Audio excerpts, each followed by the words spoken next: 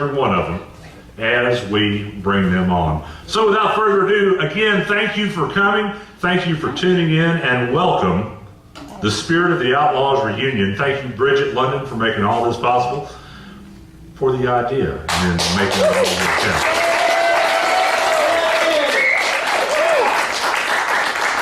We all love you, Bridget, and man, we sure appreciate this.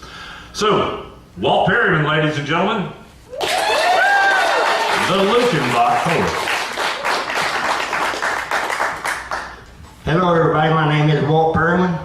I tell true stories. All my stories are true except two. They're pretty near true. But before I get started, I always put up this warning. If I start looking like a dying calf in a hailstorm, don't worry, I'm just fine. That's just the way I look if I forget my next line. Sometimes my mind may wander and I may lose my place. You'll know when it happens by the blank look up on my face. Got that? Just a little bit of history here. I grew up out in West Texas in the oil field. And I went over and spent 26 years in Saudi Arabia. I came back with a wheelbarrow full of money. Then I got the stock market. I still got the wheelbarrow. That's like the story of my life right there. But I hang out in Luckenbach, Texas nowadays. I went there about 10 years ago to drink a beer and never left. Somebody asked me the other day, said, Walt, have you lived down here all your life? I said, not yet. You know. But I want to tell a few poems here. Everybody calls this cowboy poetry, but mine's just about, a bit of everything, but to explain this cowboy hat. I'm not a full-time working cowboy or anything like that, but I came from the old school. You're supposed to earn your cowboy hat. But I did a lot of riding, but it's been many years ago. A lot about being a cowboy, I'm sure don't really know. But I tried calf roping one time. My calf come out and shoot like a bat out of hell. Then my horse bolted out with a ride on his tail. I swing a good loop, and my horse took a sharp left. He took us off course. Well, when my horse cut left, well, I let go of the rope. My loop fell down, and I roped my own horse. Well, I've been on some roundups. If I go on one more, that will be two. So let me tell you about my roundup story to you. We got them all rounded up, and I had that last little doggy right into the kraal. I feel really good about having done so well. I had to get off my horse to close that gate. When I did, I tripped and fell down all these grass and all these kookaburras. I never will forget laying there thinking, I hope I'm a cowboy. I didn't see that. The truth is, I tripped over my spurs. We got all separated working teams, just like old Cowboy Joe said. Start with no bull cast, castrating, doctoring, and branding each head. Now I never heard such a ruckus and all the desperate cries.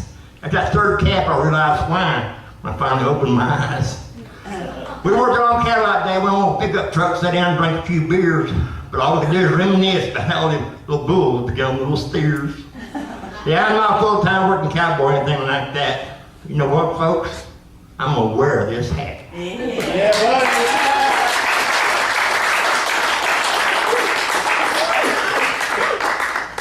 I'm in the computer. Me and my computer don't get along very good, and I don't think we ever will.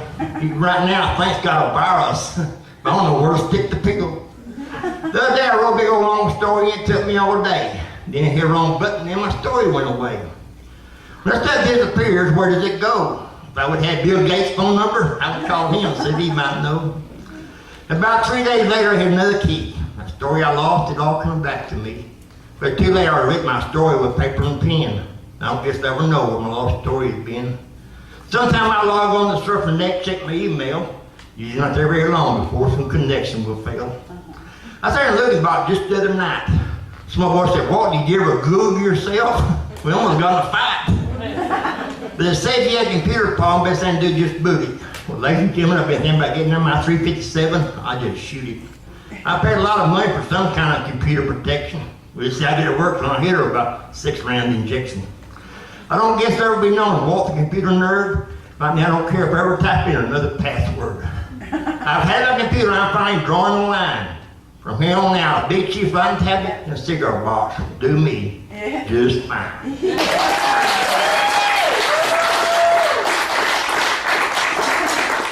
I graduated from high school, and 42 years later, I went to my first high school reunion. True story. I went to my high school reunion just so I could see from old classmates who lived as old as me. It started in the morning, I got there about 10. My stomach's hurting bad for trying to keep it sucked in. But my old classmates were looking pretty old. Our body parts sure was starting to sag. About the only I could recognize the ones with a name tag. A bunch of us sat on the table over there to reminisce about our high school education. All we went out and talked about our doctor procedures and our medication. Then I looked around, about 4 or 5 of us looking down to the lap. That's when it dawned on me it's getting about time for a nap. You know, I try to stay young, at least young in my heart. I'm doing everything I can to not just fall apart. But sometimes I look in the mirror, it's not really me that I see. There's an old man in there looking back at me. But I go to the next reunion and I walk around with a great big smile. Try to keep my stomach sucked in, try to stay in the now.